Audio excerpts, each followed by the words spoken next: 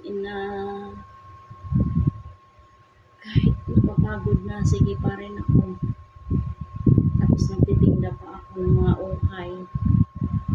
Pag may bumibili, pag halimbawa may ginagawa ako dito sa loob, pag may bumibili, tinitigil ko muna yung ginagawa ko, lalabasin ko muna yung customer.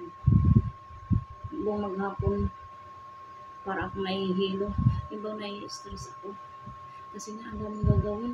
Maglalaba, maglilinis ng bahay, magluluto, magsaing, tapos magliligpit ng mga sinampay. Magsampay tapos lista. Na-stress ako minsan, parang ako nahihilo. Parang nahihilo ko na parang parang umikot yung buong mundo, yung paligid. Tapos, one time, parang may naramdaman ako na parang may pumutok dito, oh. Parang kasing laki lang siya ng buhok. Tapos narinig ko parang umalagatok siya. Tuk! Gumaganon siya. Parang mga pag natutulog ka, natutulog niya dito. Kaliwat kanan dito. Tapos bigla akong nahihilo. Pero kinutulog ko yung sarili ko. Pag alam ko parang matutumba ako, mahawak ako sa pader. Pero naramdaman ko parang madilim na yung paningin ko. Tapos yung tinga ko, parang may tumutulog, babaw, gatunting siya. Yay! Gumaganon ka siya. Tapos ang ginawa ko, ginaganon ko yung tinga ko, ginaganon. Tapos bigla siyang umiinit. Mula dito ang init sa tinga ko, mula nung ginanon ko siya. Uminit siya buong katawan ko bigla. Tapos parang hindi okay naman ako. Tapos hindi lang ngayon hindi lang pangalawang beses nangyayari ito. Maraming beses na, siguro kaapat na beses na siya nangyari. Yung naramdaman ko may pumutok. Nung nakaraan din, parang narinig ko, naramdaman ko parang may pumutok dito ba sa mata ko. Biglang nabunot ko, biglang na ganun. Parang binubunot niya, parang buhok na binubunot, tumutulog. Tapos, kasunod naman, dito, parang may nabunot, nabutol. Tapos masakit siya, gumagano'n ako. Tapos, parang bigla din akong nahihilo. Sobra talagang strong ko sa buhay ko. Tinitiis ko lang. Minsan naman, natumba na nga ako one time eh. Pero hindi dito, doon pa ako dati sa trabaho ko. Alam mo yung nauntog dito ko sa gikanto ng pintuan. Nauntog yung ulo ko dito. Pumatok doon sa pintuan bago lumabas sa pinto ng kwarto. Nung sumandal ako sa gilid ng pintuan ng kwarto, nagdilim yung paningin ko, parang nawala medyo nawala yung pakiramdam ko, parang nawala lang siya. Tapos maya biglang may tumunog sa tinga ko na hindi ko parang magbabating-ting ko siya. Tapos biglang umiinit, biglang nagkamalay, biglang uminit yung buong katawan ko, magmula dito sa tinga ko, parang andugo mga tumakbo sa buong katawan ko, sa mga ugat ko. Tapos yun, nagkaroon na naman ako ng malay. Maraming beses na ako nangyari nito. Tapos noong 2023, naramdaman ko sa katawan ko na parang yung kalahating katawan ko, parang hindi walang pakiramdam dito sa katawan. Parang wala siyang pakiramdam.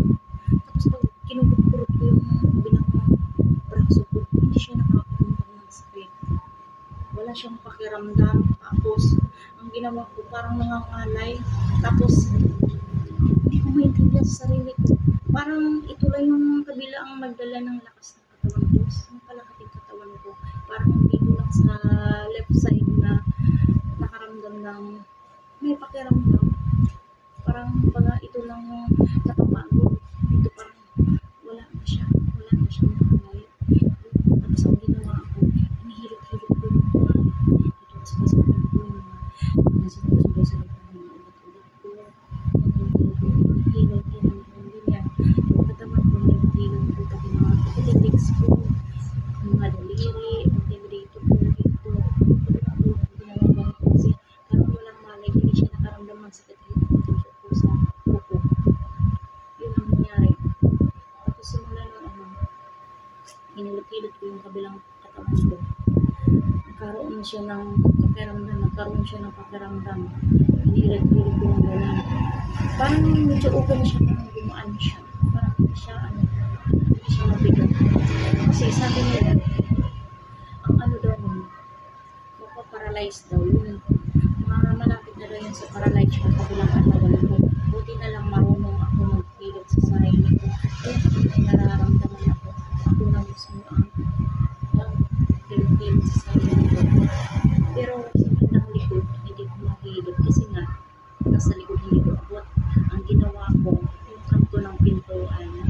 Or kaya, may bagay na matigas, huwag lang buti, hinihigaan ko, giniling-giling ko yung likod ko, tapos dighay ako ng dighay, parang ang lamig pa gayon sa katawan ko, marami lamig ang buong katawan ko, tapos giling-giling ko yung likod ko dun sa matigas na bagay o kahoy, yun na lang, kahit ano na lang yung likod ko, tapos dighay ako ng dighay. Parang gumaan na yung katawan ko. Kung minsan kasi pag napapagod ako, nararamdaman ko naman yung sakit ng likod ko. Ito na naman likod ko masakit. Dati yung balakang ko masakit. Kasi nga, dahil nagdaan ako ng anak. May anak na ako. Simula lang nung nagkaanak ako. Yung simula yung mga sakit. Wala akong nararamdaman sa katawan ko. Hanggang ngayon. Kasi nahihilo. Hindi naman ako gutom. Kumakain naman ako. Hindi kasi ako mapili sa pagkain. Kahit anong pagkain, basta makakain lang ako. Naman na yung tiyan ko. Okay na yun sa akin. Sapat na yun sa akin. Hindi ako maarte. Hindi ako yung tigong tao. Ay, tuyo lang yung ulam. Ayaw mo kumain. Ay, gulay lang. Ayaw mo kumain kasi gulay lang. Pero ako hindi. Wala akong pinipili. Mas mapili pa nga ako sa mga pagkain ng mga, alam mo yung mga pagkain na katulad ng karne. Pili pa nga, ayaw ko sa karne yung puro laman. Gusto ko sa karne yung may kasamang luto. Pagdating naman sa manok, gusto ko pakpak. Tapos yung banda dito sa tuhod ng manok. Oo, yun ang gusto ko. Ang bandang liig naman, ayaw ko sa liig kasi nga, ayaw ko sa balat at saka nakakatakot yung liig kainin. Kasi nga, puto-puto, malulog na. Nahirapan ako. Yun, nangyari sa akin. Pero ako nagkaroon ako ng breeder. Lumalaki na itong dito ko dati. Dito. Lumalaki na siya. Lumuloko. Pero kaloob lang siya. Pero ngayon, sa awa ng Panginoon, hindi na siya malaki. Lumiliit na siya. Ginagawa ko. Dati pag ginanon ko, ang laki talaga dito. Halos magkasing laki na dito. Magkasing laki ng kamao ng anak ko. Pero ngayon, medyo nawala na siya. Alam niyo ba anong ginagamot ko? Umiinom ng tubig. Yung hindi malamig. Pero ang problema ko kasi may sinus ako.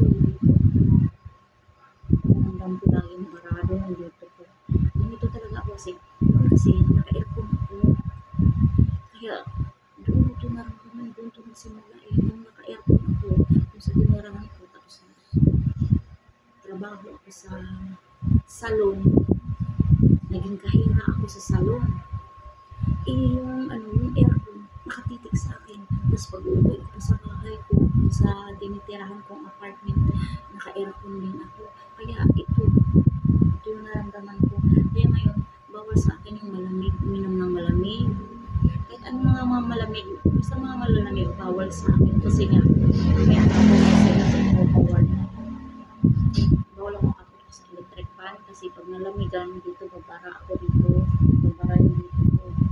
Dito, masakit sa dito. Ang makaramdam ko po yung barano. Kaya kanay ako post na ito na dito. Dog na yung anak ko. Guys, tama na. Tingnan ako, tupusin ko muna yung paglalaba ko. Ilapot ko muna yung anak ko. Para matapos yung aking labahan.